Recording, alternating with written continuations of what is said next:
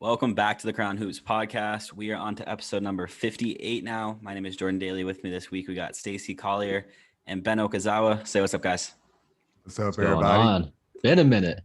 It's been a while. It's been a few weeks. I think the last episode we did was the Coach Ken Hunter interview from Last Chance U. And that was like, I feel like a month ago, something like that. It's been a while, but a lot has happened. We are deep into NBA playoffs now. So we have a lot to talk about for sure. And I guess the first thing we'll start off with is all of the Scottie Pippen drama that's been going on recently. This man has just been blowing up social media. He chose violence, and he's just out for blood, I guess. I don't know whether he's just trying to get attention or if he truly believes all of these things. But, you know, I don't know how much you guys know, but it kind of started with Kevin Durant after he was unable to hit that buzzer beater 3, which he did hit, but it was only a 2 because of his big feet. So he's basically, Scottie went on this rant saying that Kevin Durant can't do it on his own and he doesn't know how to utilize his teammates. And he went on to say that LeBron James knows better team basketball than Kevin Durant. We all know the type of person Kevin Durant is, especially on social media with all of his burner accounts. Clapped right back at him, saying something along the lines of, this is coming from the guy that wanted to sit out and refuse to play after the last second shot wasn't drawn up for him, referring to when Phil Jackson drew up the final shot for Tony Kukoc. So then Durant on Instagram the next day posted a picture of him in the gym wearing a Tony Kukoc jersey. And then Scottie went on to start calling Phil Jackson a racist. And then he went on in an interview with GQ calling out a few other players that he crossed paths with, most specifically Charles Barkley and his teammate Michael Jordan. We all knew there was a little bit of beef there since The Last Dance. Scottie was not a big fan of how that was portrayed. But yeah, a lot to take in there. I just kind of wanted to see what your thoughts were. Is Scottie kind of off his rockers here? Stacey, we'll start with you. Well, Scottie does have a book to say. He is coming out with a book, so I guess he's making his rounds as far as promos are concerned, and he's building a drama leading to that book release. But I also think like these are things that Scottie was probably holding in for a long time, because the Bulls. The first thing we think about 90s Bulls, Michael Jordan, and everything he's done, and Scottie, gets knocked down on that list. And truth be told, Scottie is one of the reasons why the Bulls were so successful, and one of the reasons why Michael Jordan was able to capture 6 championships. And, he's just telling his side of everything, because his side didn't hold any much weight in the documentary, especially when we saw that he sat out that last play, and then the play was actually successful, which, made it even worse for him.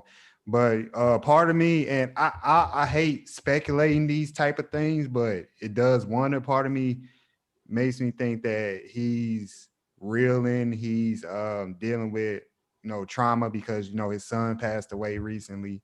And that probably was like the tip of the iceberg that probably like sent him over. And now he's like kind of spiraling out of control. So hopefully, mentally is nothing like that, because I know what it feels like to go through losing a loved one. But I don't know. I can't call it. Him saying Durant can't win on his own. The truth is, come on, y'all. Nobody can win on their own. No player can win on their own. LeBron didn't win on his own.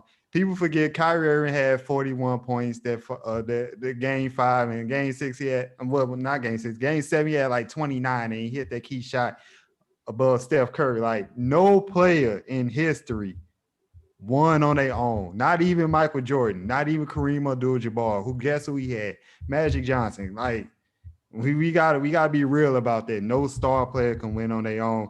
I do agree LeBron probably knows team basketball better, but we also know that that's not Kevin Durant's game either. Even though in that series, when they was facing elimination, he did have like close to 10 assists. I think he had like 8 or 9. It was like one game he had like 40 plus and like 8 assists.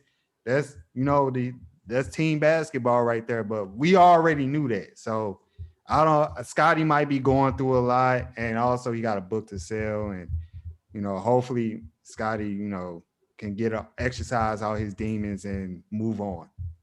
So you think that this could just be like one big stunt for publicity for his book? A part of it, and another part is like trauma, like PTSD. You know, like I said, losing his son, and also these are things that he kept inside himself during the run with the Bulls. He was going through a lot too, and then with that Last Dance documentary coming out, and everything was pro Michael Jordan, and then we seen like what happened with Scottie when he was leading the Bulls, like, and the comments that follow. So I think it's like everything wrapped in one for him. Okay, Ben, what are you feeling about all this? I mean, yeah, I didn't know he was coming out with a book soon, so that probably explains a lot. He's been kind of doing his rounds. He narrated the Polo G album, which was super random. That came out of nowhere. But yeah, other than that, I mean, it's kind of Stacey summed it up pretty perfectly. He just went through some stuff, and maybe he's at the point where right now he just doesn't really care anymore, and he's just kind of getting it all out. Although I think what Katie said in response about Scottie refusing to play when that shot wasn't designed for him was a pretty fair clapback. Like, I think he definitely had a point. Katie's been kind of surprisingly taking W's on Twitter recently. I don't know what it is, but yeah, no, he's been a bit better on Twitter, using his main account too, from what we know at least. But yeah, I mean, Scottie, I think Stacey summed it up pretty well. It's a whole mixture of things that's been going on with him lately, and I'm sure it doesn't help sell copies of the book when it comes out. I find it funny. It seems like whenever someone wants to start beef with a player, it's always KD. I find it so funny. The first thing that comes to my mind whenever I think of KD now, it goes back to the ESPYs a few years ago, and Peyton Manning called him out.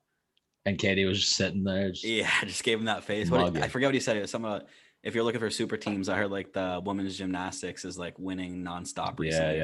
Something like that. Yeah. But just really funny. I feel it's always KD. It's always KD. But yeah, I'm glad that he's like actually using his main account now and owning up to it versus using like blatantly obvious burner accounts and saying it's not him, because that's just such a bad look. But Scottie, if this is a publicity move for your book, it's a great move. If not, take a second to reflect this, because you're not going to win that battle, man. Yeah, there's a lot more people wearing KD jerseys than Scottie Pippen jerseys. I'll leave it at that.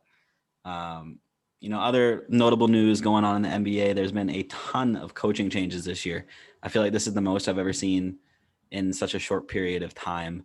The first thing that kind of led the charge of the coaching changes was the Celtics. A few weeks ago, there was a lot of changes. Danny Ainge stepped down. Brad Stevens, a former head coach, was promoted to the general manager. And then the Celtics hired Ime Udoka. I'm still not 100% positive how to pronounce his name, but I will learn. Interesting move there. As a Celtics fan, I was kind of caught off guard by it at first. I didn't really know much about him. Knowing the Celtics, I was really hoping we were going to bring on a coach that, was proven. So at the time, me and Stacey were talking about this before we were recording. The Mavs had just fired Rick Carlisle, who obviously won a championship with the Mavs. So he was kind of at the top of my list because he's proven that he can do it. But Ime Udoka came in, initial press conference, said that Marcus Smart was a foundation of the Celtics. Instant fan out of me. So we are good now. Love the new hire. I hope he can do great things. But in the press conference, he did say that the biggest thing he wanted to focus on was team basketball. The Celtics ranked 27th in assists last season.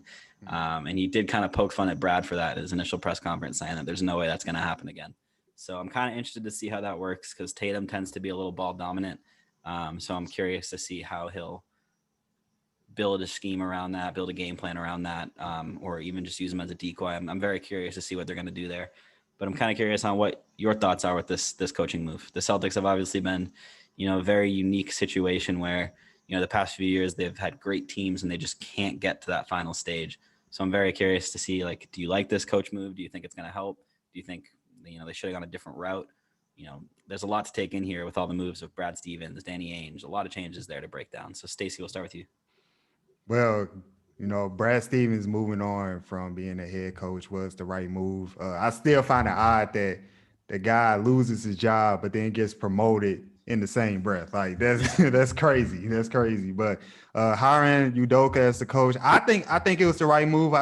I think that there are like some former players who look to be a head coach that will be a great fit because they know the game nowadays. They haven't been out the game that long and they were assistants and they coached up the young guys. So like him going in and knowing the personnel already for us the Celtics roster is a good move. They do still have to re-sign Marcus Smart. I believe he's a free agent. So Brad Stevens ironically is above that. So they do have to bring back Marcus Smart. I like what he said about them moving the basketball, trying to up their assist numbers. Like rank 27 is pretty bad. So that means like you're just playing a whole bunch of isolation ball, and that's not going to win it.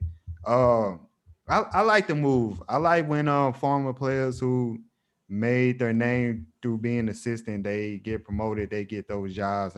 I think he's going to do well, but still, the Celtics' future hinges on what now Brad Stevens what he's going to do with the roster. He knows that he just coached a roster that had a ton of point guards, a ton of wings, no bigs, no real facilitator on the floor. So can he make those changes in the front office so Udoka can be successful? But as far as the hire of the head coach itself, I like it. I mean, speaking of moves, he did not wait a second to start making moves. He made a move first week in the new role, brings back Al Horford. I want to say Desmond Bane. I know it's not him. I always mix these two up. You guys know who I'm talking about, that big guy. I always mix up Moses Brown. Thank you. I always want to say Desmond Bane, but I know it's not. I don't get it either, man. I don't get it either. But brings those two in, gets rid of Kemba. So now we need a point guard, but we finally get, a little extra strength in the bigs category, where now we actually have options to choose from, which was something we didn't have before. Yeah, but how much does Al Horford have left in the tank?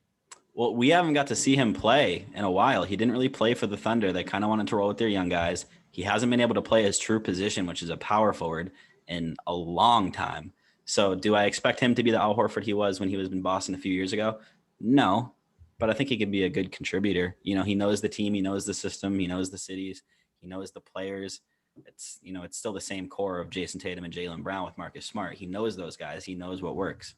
So, I was a little skeptical of the move at first. At first, I was not a big fan of it, but it did grow on me.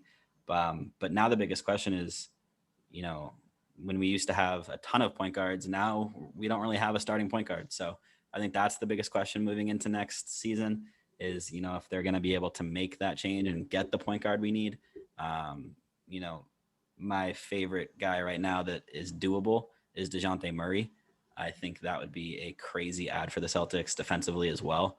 Could you imagine DeJounte Murray and Marcus Smart on the same lineup at the same time? Like, no. It's a lot of defense. Yeah. So that's kind of like my dream guy right now. Will it happen? I don't know, but it's a possibility. Ben, how are you feeling about that move? I mean, the head coaching move I'll tackle first. I like it. Ime Udoka is a long-time Spurs assistant, which always speaks volumes about new head coaches. Current Hornets head coach used to be a Spurs assistant. Obviously, Becky Hammon. Greg Popovich has a whole coaching tree. So I think hiring a Spurs assistant or a former Spurs assistant is never a bad way to go. And then, like Stacey said, he used to play the game for a while as well. As far as that whole kind of drama, or not drama, but the position changes, super weird to me to hire Brad Stevens in a role that he's never had experience in, especially when guys like Masai Ujiri are available. That was weird to me, but I think it's probably a good thing for them that he's not a head coach anymore. I think it's definitely a good thing that Danny Ainge isn't there anymore. I think past few years have definitely shown us how vulnerable and how maybe shaky both of those guys are. But I do like the move hiring Udoka, and I really like the move to bring Al Horford back.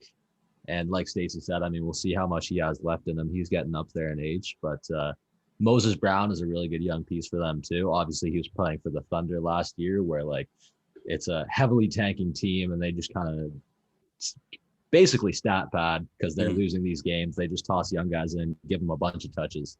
But I think he showed a lot of promise, and he's very physically gifted. I think he's like 7'2", and he's pretty mobile as well. So I like the move for the Celtics in that regard. And as far as the point guard problem, DeJounte Murray would be awesome if they're not able to get him.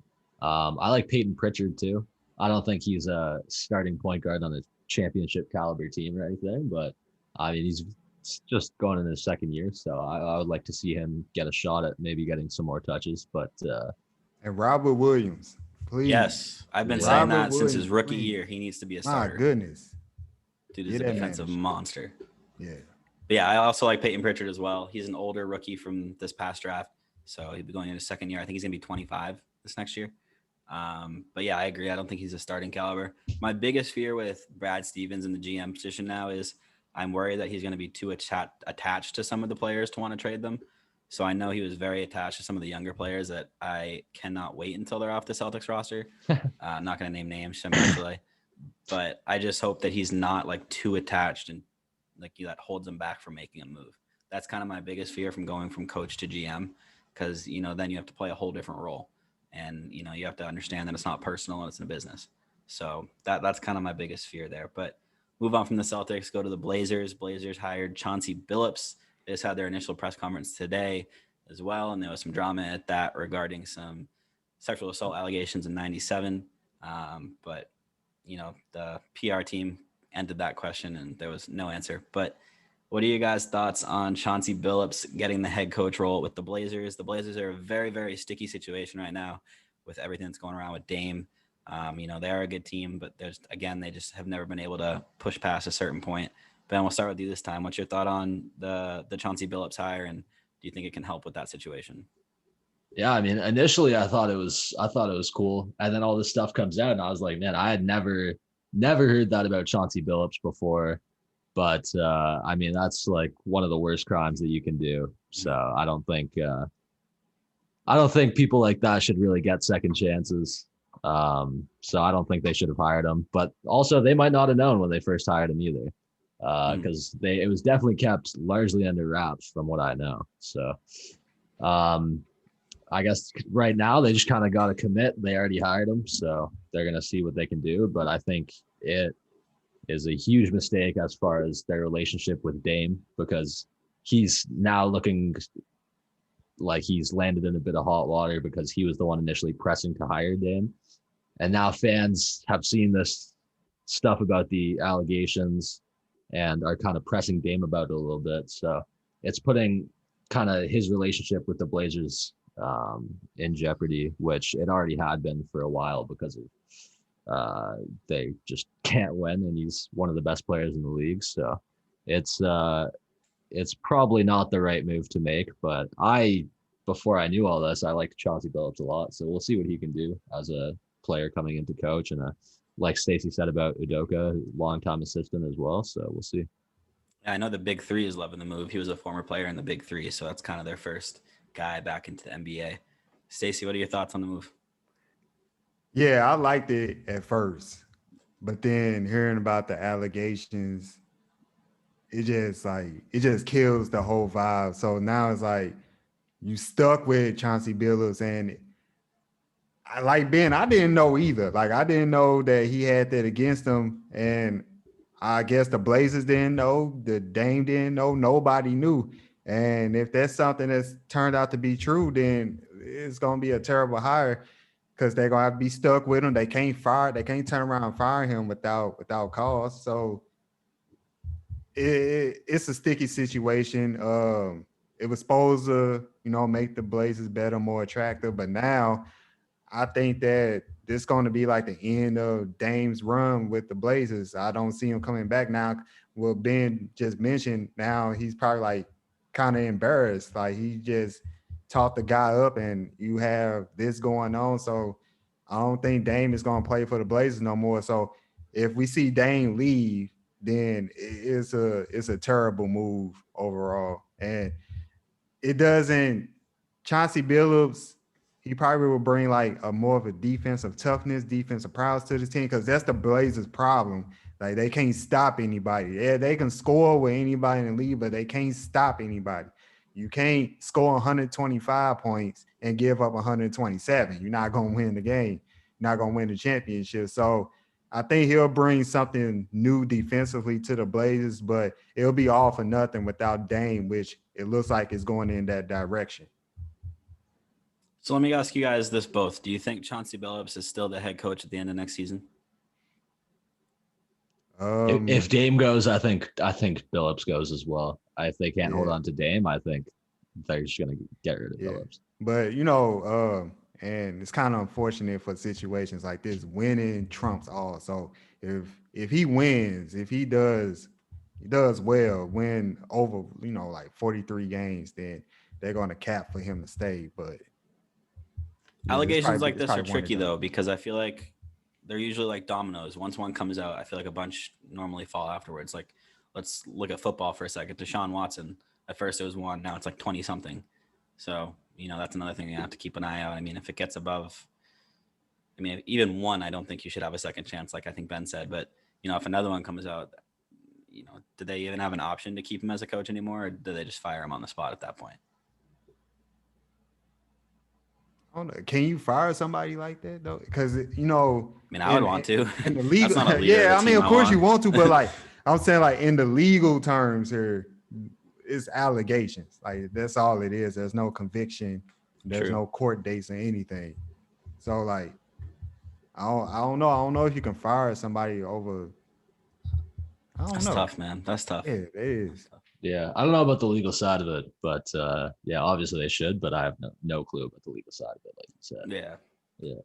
So how are we feeling about the Mavs bringing back Jason Kidd? And not only did they bring back Jason Kidd, they brought back Dirk as a player advisor. They brought back JJ Barea as an assistant. They brought back someone else an assistant too, right? There was like 4 of them. There were four guys, but that they brought back. I forget their last name. But it's kind of a little reunion over there, a little championship reunion, minus, the coach that got them there, Steve Carlisle. But how are we feeling about the Jason Kidd move? Obviously, he does have some head coaching experience.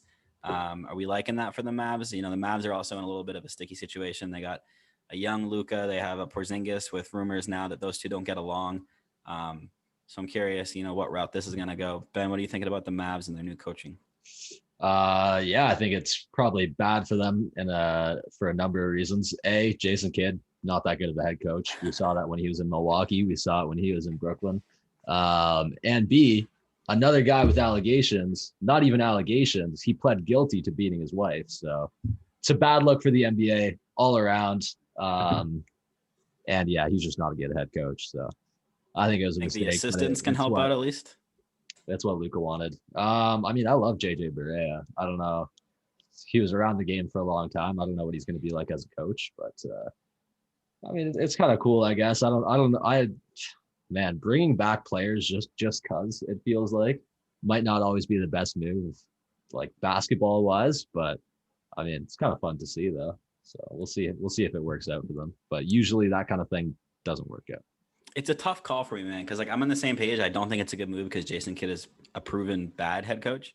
But at the same time, Mark Cuban has to be one of the best NBA owners the league has ever seen. He's so progressive. He's always for the players. When everything happened with COVID, he kept paying his employees. So, I kind of want to, trust him on this and hope it'll pay out. But, it's a tough call. Stacey, how you feeling?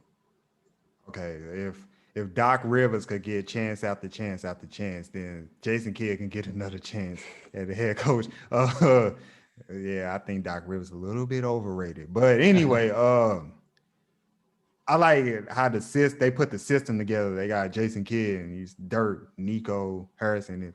Sorry if I got the last name wrong, JJ Barea. Again, these are players that can relate to the current players. These are players who are around the players on the roster.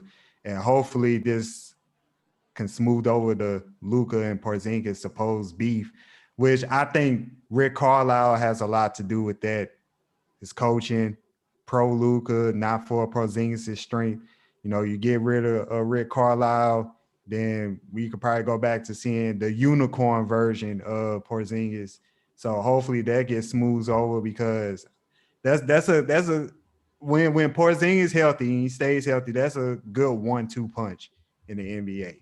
But I mean, I like it as far as like the people they got in place. I think Dirk will help smooth over a lot of things too, because he holds weight in Dallas. So it's intriguing. It's intriguing. You trust in Mark Cuban as well?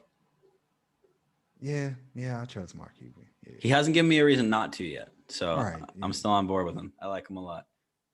One notable name that has been left off of a head coaching position so far, Becky Hammon. We've been hearing this name for a few years now. She is probably the most likely to become the first female head coach in the NBA.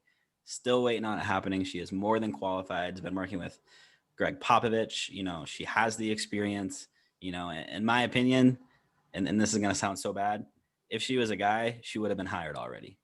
I still think there are a lot of people that have this old time look on things, which definitely needs to be corrected. Do you think she should have been named a head coach of at least one of these teams that had an opening?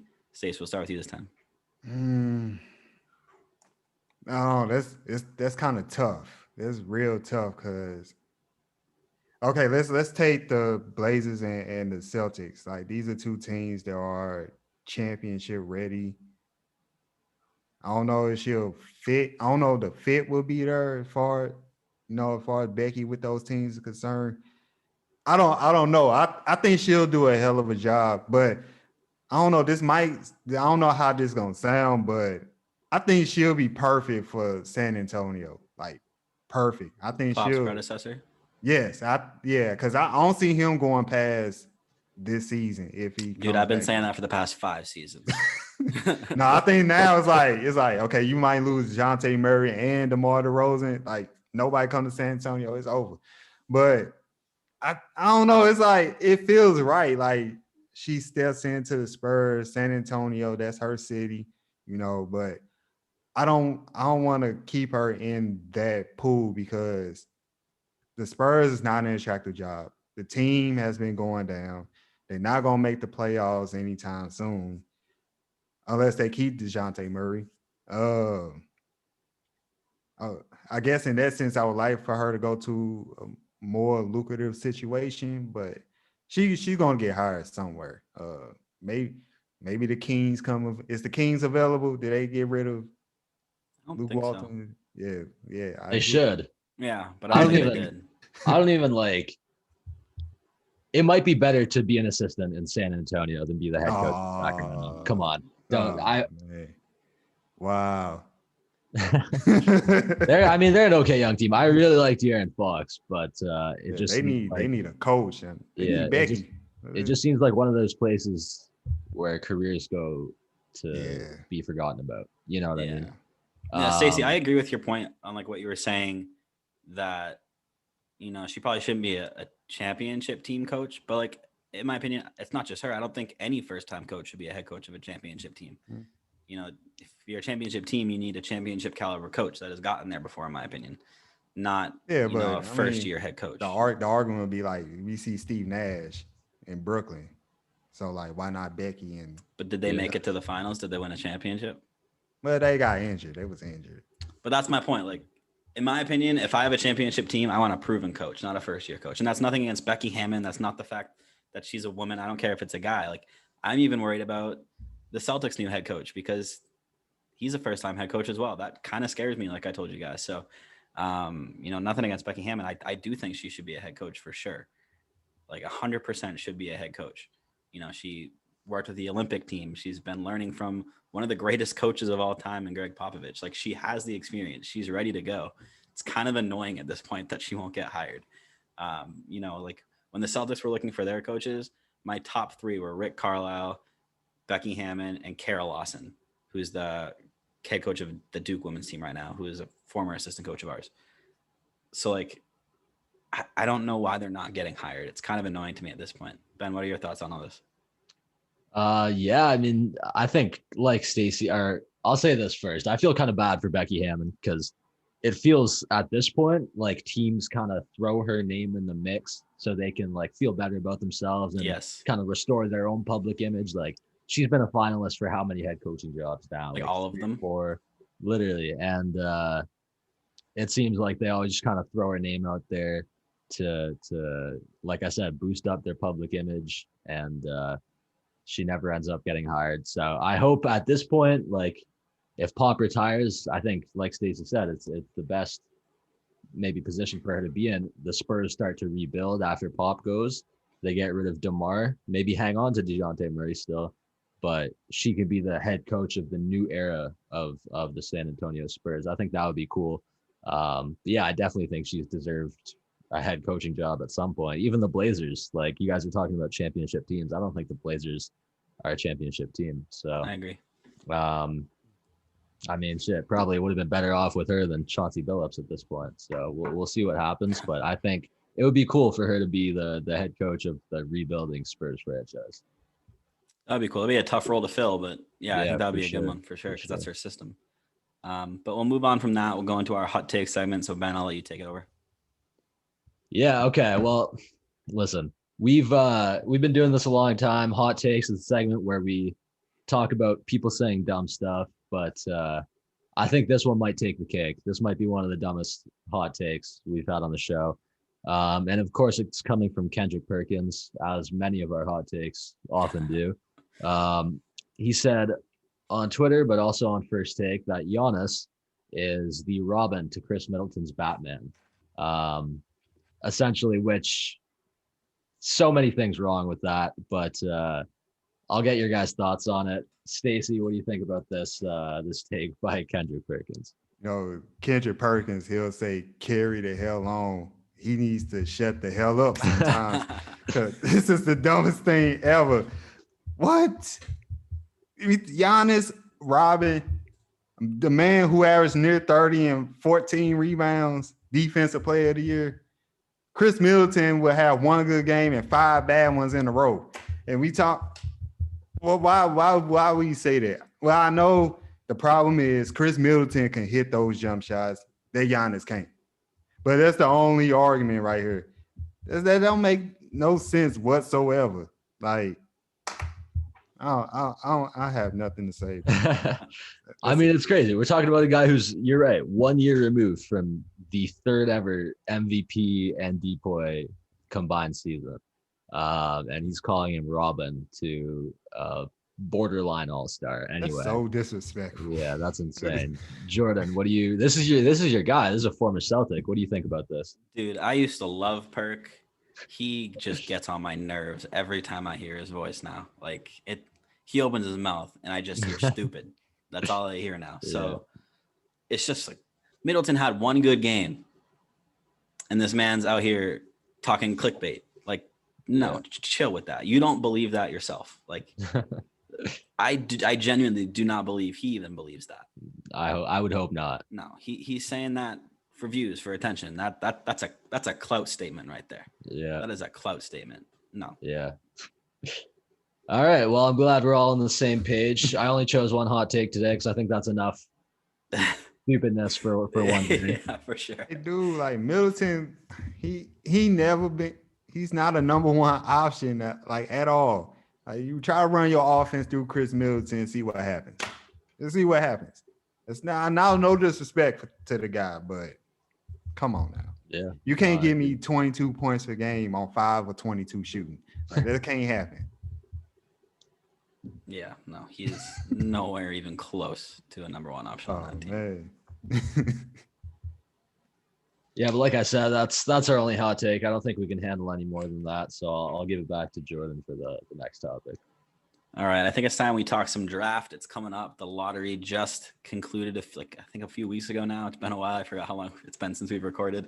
But I kind of wanted to do a quick look into the top 5 picks with you guys.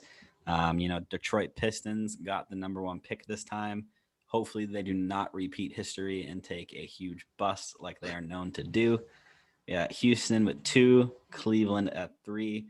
Ben has Toronto at 4, and then the Orlando Magic at 5. How you guys feeling about that lottery? Can we give the Pistons a rest? Come on, that was a long time ago. They're gonna do it again. They're not gonna do it again. They have a long history of making the wrong pick. I think I think in this situation, it's impossible for them to take the wrong person. I think there's nobody they take other than Cade Cunningham. Right. But that kind of puts Cade in a bit of a hole because Detroit is, again, kind of like Sacramento, a place where careers go to be forgotten. So yeah, I think it's a tough situation to be in for him. Maybe pull an Eli Manning and say you're not going to play for the Pistons if they draft you. But probably should. That's a smart bet. Yeah, he'll instantly come in and be that guy for them though. So it's not like the worst situation to be in, but they're not going to win games. I'm telling you right now, the Rockets are banking on or praying that the Pistons make a mistake, because I think Cade Cunningham will be nice for the Rockets as well, but there's no way the Pistons should be passing up on Cade Cunningham. I do want to see like where guys like what's his name, Green, the one that played in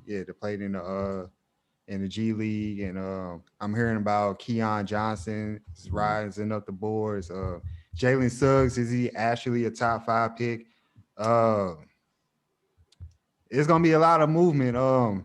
Like Cleveland, they might move out. Cleveland has like a lot of young talent. I don't know how much more they can pile on. Toronto, it's close to a franchise player they're gonna get in the by the draft. Like they really can't mess this up. Yeah. But then it's like, I'm sorry, but like Toronto's in all these teams in Cleveland, Toronto, Orlando are weird situations. They got a whole bunch of young people on their team. Like, how much more can you take? Plus young guards at that point too. Yeah. Yeah, that's the thing. There's no big guys that you really want at that part of the draft outside of Evan Mobley, who I have some questions about, but also I don't think he'll even be there at 4 anyway. But also, I mean, I'm feeling pretty good about 4 as a Raptors fan. We've got some good history with the number 4, and I don't think we can really go wrong with whoever ends up getting to that point, whether it's Jalen Green, Jalen Suggs, Jonathan Kuminga, Evan Mobley, whoever ends up being there at 4. I'm happy to keep the pick. I think it would be cool to trade the pick and Siakam for a guy like Cat, or maybe a guy like Wiseman, and then a couple picks. We need a big man, so if they want to package the pick, I would be happy with that. But if they end up keeping it and take a guy like Jalen Green, I would be very happy with that as well. So what you think about Malachi Flynn? I like Malachi Flynn a lot. I like him a lot. He had a great rookie season. So that's why I'm not really, out of all of those guys I mentioned, I think Jalen Suggs is the last guy I would pick, because we've got Lowry, Van Vliet, and Malachi Flynn, all point guards. And then Van Vliet and Flynn are kind of primed to be the future 1-2 duo. So I don't think we need another point guard, but getting a wing guy like Jalen Green or Jonathan Kuminga would be, I think, pretty big. One thing I want to touch back on that one you guys brought up, you guys were saying that you were worried about Cade Cunningham going to Detroit because that's where careers go to die. I feel like that's what we've been saying in the past few drafts as well. Like, for example, when John Morant got drafted by the Grizzlies, we were like, oh, there goes another wasted talent. Or, when Trey got traded to the Hawks, we were like, oh, we'll never hear from him again. And they always prove us wrong. So I got hope for Cade. I think he's going to be that guy, and I'm really high on him. He went to the same school as Marcus Smart, so I mean, he has to have some type of talent in him. But I'm pretty sure like the top 4 picks are all great players. I really like the top 4. I feel like there's a little bit of cutoff after 5. So I think, the big 4, Cade Cunningham, Evan Mobley, Jalen Green, and Jalen Suggs. Those are the guys that you can't go wrong with any of those guys, I don't think. It's just tough because looking at these teams and the positions they need, like Cleveland doesn't need another guard. What Stacey said, Cleveland doesn't need another young guy either. Especially the Magic. Oh man, they got. Do you trade them? Do you trade the picks and hope you can get a proven player at that point and try to build around your younger players? Probably should. Like what I was trying to say, like the Magic, they got folks, Cole Anthony. They got another young guard who I'm blanking on. Then what's happening with Jonathan Isaac? What's happening with Mo Bamba? Like it's just a mess. Like that needs to be sorted out with that. I'm expecting a lot of trades this draft, to be honest. I hope so. That's always fun. Yeah, there's a big rumor going around with the Warriors and the Raptors as well, that the Warriors want to trade out of 7. They wanted to package their 7th pick and Wiseman for Pascal Siakam. That's a rumor that's been going around on the internet a little bit. How are you feeling about that one, Ben? I'd do it. I'd do Really? it for sure. Yeah. I mean, I like Siakam a lot, but if we can get 4, 7, and Wiseman, like last year's number 2, I think that's huge. But I think that would be more of like a rebuilding move. Yeah, that's like giving up, I feel like. Yeah, if we're feeling good about contending in the next couple of years, it depends. I think it all hinges on what happens with Lowry to me. If he ends up staying, then I think you hold on to Siakam, you hold on to the pick, or you maybe even trade the 4 for, again, a guy like Cat, and you move on from there. But if Lowry doesn't end up staying and he's made that apparent, or he's already left by the time the draft rolls around, then I think you kind of go into rebuilding mode at that point, because it's just, I think the end of that championship era. But I will say about the number 4 pick, I want to hold on to it because last 2 number 4 picks, only ever number 4 picks for Toronto, Chris Bosh and Vince Carter. So you're hoping the tradition continues. Pretty good. Yeah. Pretty good track record. Vince was picked at 5, but we traded the 4 for him. So fair. Okay. I'll give you that one. Just because Vince is my guy. I don't think the Raptors should trade Siakam. Yeah, I'm with Stacey on this one. I don't like that move at all. And then even what's more confusing about this, I don't know why the Warriors would consider trading away Wiseman. I like Wiseman.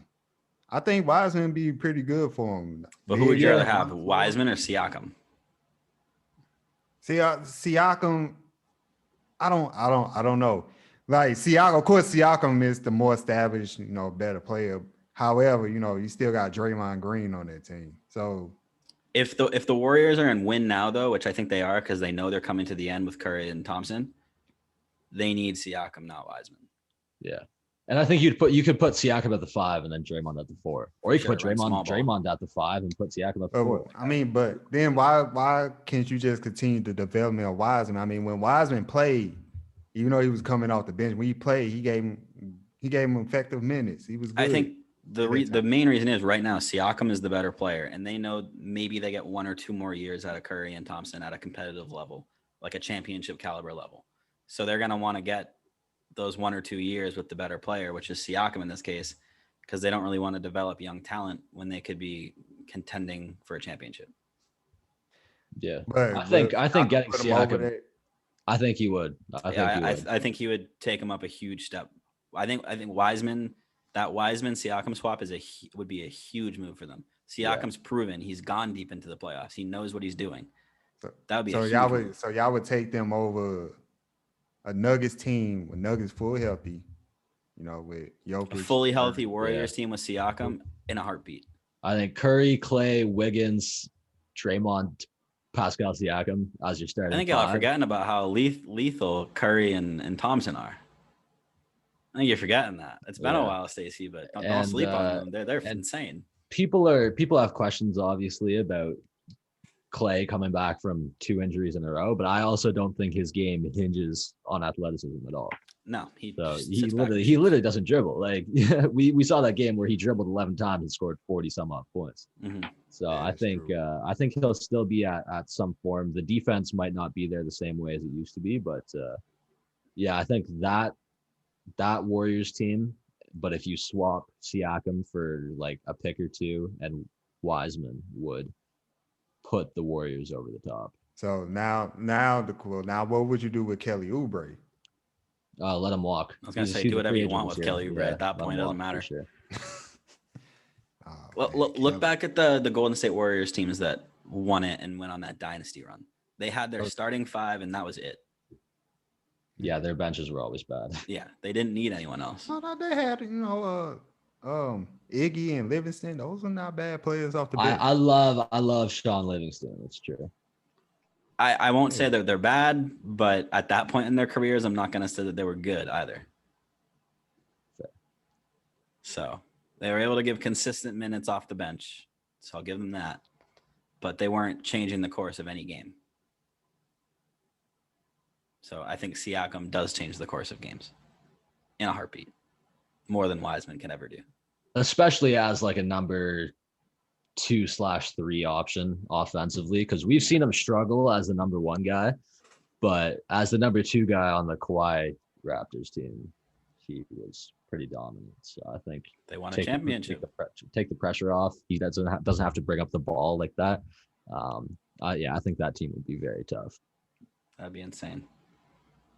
All right, so we're pretty much all in agreement that, you know, those first 4 picks are going to be very interesting, you know, expecting a lot of moves there.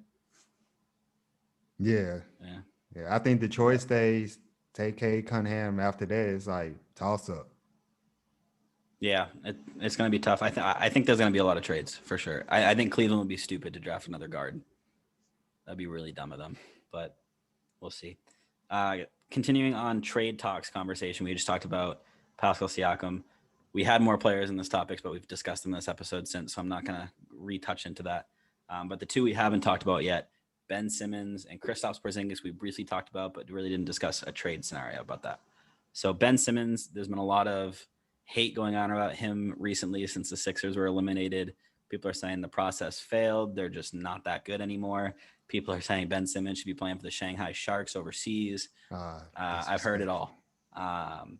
So obviously we know he's not a good shooter. And I think as time goes by, people are realizing that they may have overrated him just a little bit.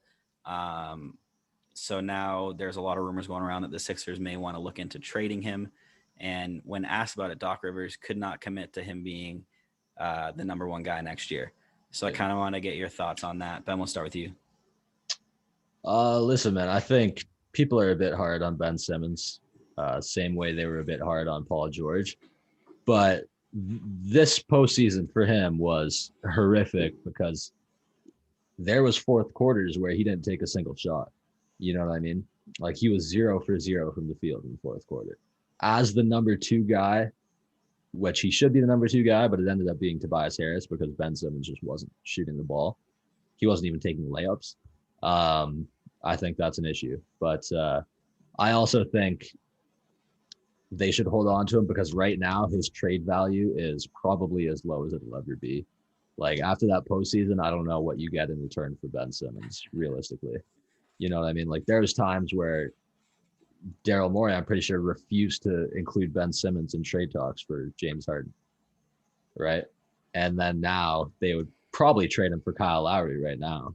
Like, you know what I mean? It's a big drop off. So it's, I think you hold on to him for a season, let him kind of develop, but this would be his last chance.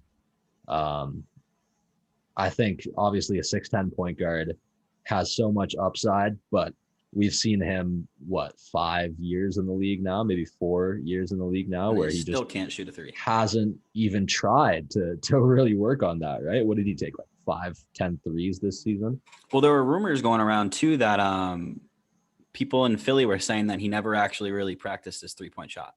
He never actually. Yeah, so that's even worse, which is why I think you make this realistically his last chance. But I just think trading him now wouldn't really be all that beneficial to them because I think this is the worst his trade value will get. Yeah, I see both sides to that. It doesn't really make sense to trade him now because you won't really get anything out of return. But at the same time, not trading him, that's another year with him and another year you're wasting of, the rest of that talented squad. They are a very good team. I'm not going to take anything away from them. But, having him on that roster could hurt that team. So that's something we don't really know until, we see what happens. But Stacey, how are you feeling about it all? This is like the saddest thing in recent memory as far as like on the court player is concerned. Like no shots in 4 straight games in the 4th quarter, like 0. That's unacceptable. And this team is good for a title now. And if they're going to keep on pursuing the championship, just can't have Ben Simmons there. You just can't have him there. He probably doesn't have that mentality to get better, that championship mentality to get better that's going to drag down the team. We've seen like Embiid, when Embiid gets criticized, he answers every time. When Ben Simmons gets criticized, he sinks. Maybe Philly is not the place for him. maybe he needs to go to a team where he can just be Ben Simmons without any expectations. But like what Ben was saying, the problem is where is he going to go? Like you can't necessarily trade him to a contender because they're not gonna want him because of the mental aspect. If you're not gonna better your game, we don't want you here and we trying to win the championship. Then if you try to trade him to one of the lower tier teams, like what you gonna get back for him because you need a championship piece to replace him. I mean, he's still a great passer and he's still a great defender, versatile defender. So that's kind of hard to replace.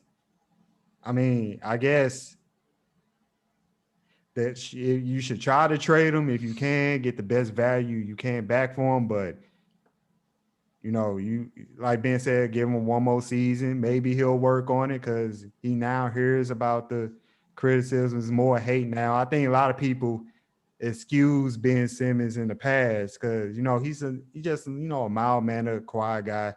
But, that's been magnified. That's over with now. So I guess see what he'll do with this criticism to get better. But it's just a sad situation. Somebody, not that they can't shoot, but they don't try. Like, what's going on with that? I don't understand. Yeah, it's tough. What do you think is like a realistic like landing spot for him? Or like what do you think a team what team do you think could like use him the most? Oh man, it's hard to say. It's gonna be a desperate team that goes after him and they're gonna overpay for him. Yeah, I think if a contender goes after him, he should go to a team that just need like a facilitator and a defender. See, I don't think a contending team would want him because they run into the same issue with Philly. What I'll say about contending teams though is that if they have guys, because the issue with Philly is that Embiid isn't really a shooter either.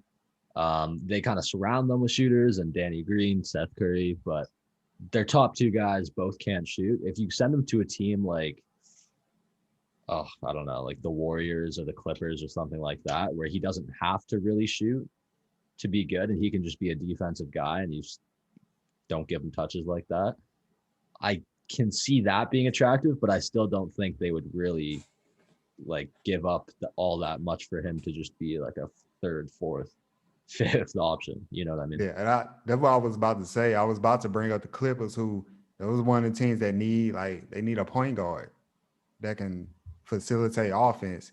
Another team like that, the Boston Celtics, they need a point guard that can facilitate the offense and that can defend. I'm a hard pass on Ben Simmons. Well, I don't know if the Clippers need a point guard anymore now that Reggie Jackson's looking like prime Allen Iverson. I like Reggie Jackson, but me too. Yeah, it's kind of tough to place Ben Simmons somewhere other than. Would you take him? Toronto? It's tough because we're not really like that. Be honest, you don't want him. We're not really that good of a shooting team either. So adding another like Pascal's not really a shooter like that. So if that was our like 1-2 kind of options and neither of them can shoot, I think we would run into similar issues that Philly did. But I mean, imagine that defense though: Ben Simmons, OG Anunoby, Pascal Siakam, Fred VanVleet. I just wish he could play the three. Like I don't think he's a true one. Well, I think he's a decent playmaker. But imagine him as the three in Atlanta, though. Yeah. Like, that's a prime spot for him. He's surrounded by shooters, some of the best in the league. I think that would be a perfect spot for him. But if he's going to play point guard, that's tough because that's a spot where there's usually a shooter. And if he needs to be surrounded by shooters, that's tough. Mm-hmm. So, or put him in Miami or something like that, too. Yeah, that's true. Yeah. They're struggling. Since you're mentioning good shooting teams, like you got Duncan Robinson, Hero. Yeah. Just never forget their rookie year. I'm going to put quotations around Ben Simmons. People said that Ben Simmons and Kyle Kuzma were both better than Jason Tatum. So I just want to say, look at us now. Well, I mean, if we're talking about Kyle Kuzma, think about how the Lakers kept him over Brandon Ingram. Over like all of them. Yeah. Jordan Clarkson, Lonzo Ball. Yeah, that's tough. Julius Randle. This is really random. Hey, he got He did got the nothing ring. to get that ring. Let's be honest. I'm just saying, he got the ring. Let me ask you this, though. Out of all the guys that the Lakers have traded in the past 5 or 6 years, so you add in Larry Nance and D'Angelo Russell and all that, all the Lakers rejects, we'll call them. Is that like a playoff team? Is that like a championship team right there? No. Think about all the talent on that team. You'd have Yeah. D'Lo, Julius Randle, Brandon Ingram. I think that's like a deep playoff team. Yeah, I think the issue with that is that team couldn't have like flourished. Like those guys wouldn't have flourished if they stayed in LA with LeBron and potentially AD. Fair, yeah, I see what you're saying. Like they might be looking like Kyle Kuzma's looking right now.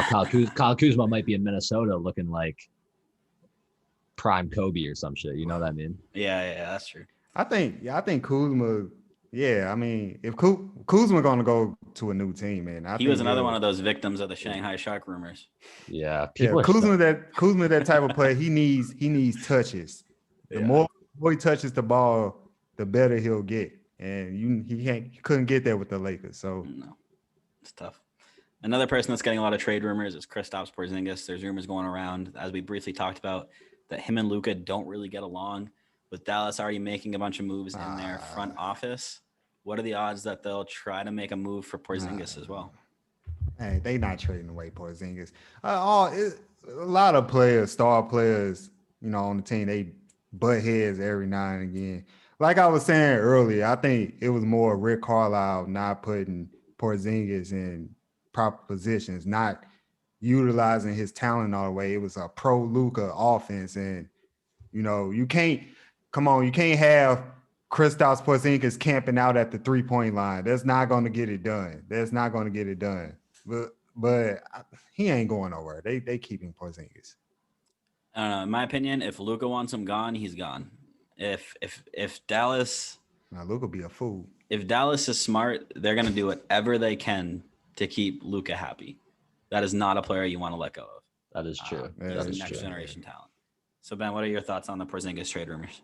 I agree with both you guys to a degree. If Luka wants him gone, I mean, Luka is the next GOAT of the NBA. Like he's going to be the next, once LeBron, Steph, KD are all gone, Luka's going to be like that guy for the league. So the Mavs have him. They want to hold on to him. They do whatever he wants. But I'm also like not really buying into those rumors about they hate each other and stuff like that. Because I like what Stacey said too. I mean, Mavs Porzingis wasn't used the same way as Knicks Porzingis when he looked like a future all-star. So I think if you kind of utilize him a bit differently, he could look better. I hate to be repetitive, but I think same thing with Ben Simmons. You see what he looks like this year with a different head coach. And then if he looks a bit better in a new system, under a new coach who uses him a bit differently, then maybe it pans out. But if not, and at the end of the season, or even at the trade deadline, if Luka's not happy and they're not winning and Porzingis isn't playing well, then I think he's out. Yeah, interesting moves, man. All around the league. All right, let's end off this episode. I saw a graphic on Facebook. I thought it was a pretty good debate. I had it with some of my friends, and we all had relatively different answers. So I kind of wanted to see where your guys' heads were at with this. It was a graphic saying rank these players best to worst. Your 4 players are Donovan Mitchell, Jason Tatum, Trae Young, and Devin Booker. Ben, let's see your list. Yeah, so you sent this to us, I think, last night or the day before, and I was looking at it for a good 20 minutes, and I was like, man, I can't. It's hard. Really decide. And it's weird because they all, usually with graphics like that, they'll throw in like centers and forwards and guards, and then you're like, I don't know how to rank these players. Yeah. But these guys all play kind of the same. Like we got a couple twos, a 1 and a 3. Yeah. So I think I'm just making this up off the top of my head because I couldn't decide when you initially sent it. I'm gonna go Booker, Tatum, Trae Young, Donovan Mitchell. All right, so I got Booker at 1, Tatum at 2, Trae Young at 3, Donovan Mitchell at 4. Mitchell is probably the most explosive of them, but he's also the least efficient. I mean, sometimes he'll turn it on and he'll like miss 2 shots the whole game and drop 45 in a playoff game. Like he always turns it up come playoff time. So I love him for that. but he is definitely the least efficient of these guys, which is saying a lot considering Trae Young's on the list too. But this might be recency bias with Trae too, but this playoff run is looking very Allen Iverson-esque to me. Oh yeah, he's insane. Yeah, he's impressed me a lot, even though I don't really like him that much, but he's really impressed me. So he'll be at 3 over Mitchell. Tatum at 2.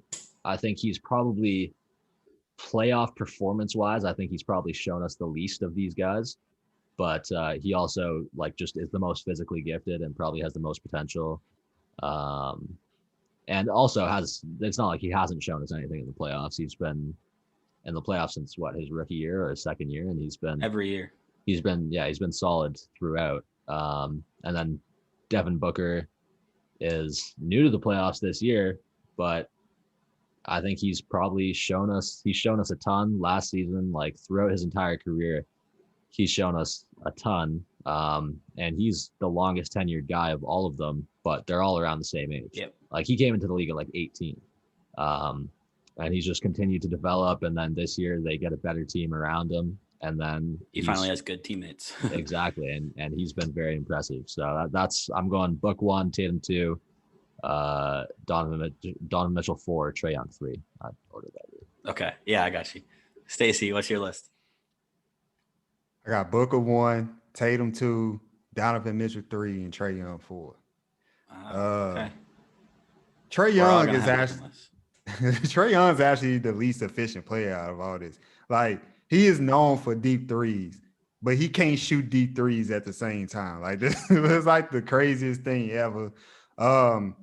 Recency bias will go into a lot of people's ranking because they seen Trae Young. He has turned it on, taken over the villain role of the NBA, and he's doing wonders for the team. But it's just the efficiency. It's that question. You defensively, you can scheme him, you game plan him, you can give him problems. His stature is an issue.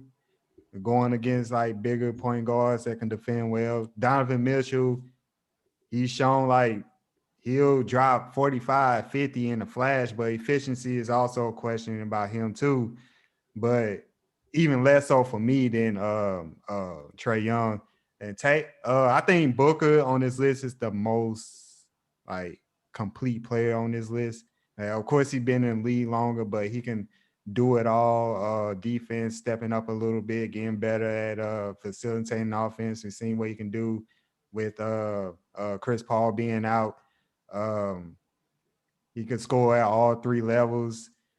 3-pointer a little bit questionable at times, but he can get it done at all 3 levels. Tatum, like the one knock I always had on Tatum was like his shot selection can be bad at times. Like he'll go for the step back 3 or try to pull up in your face more times than not. And once he like uses his body more and drives to the lane, which he's done this past season, getting to the free throw line a little bit more, then he can take number 1 on his list. But Booker is more of the complete package. So that's my list. Okay. My list, I have Tatum 1, of course, Booker 2, Trae 3, Mitchell 4. My reason for that, I think Tatum is just dominant at this point.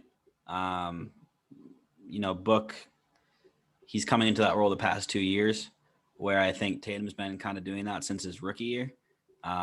So I agree that, they're definitely very complete players. And I will agree with you. Tatum does sometimes have a very questionable shot selection, but the crazy thing is he usually hits them.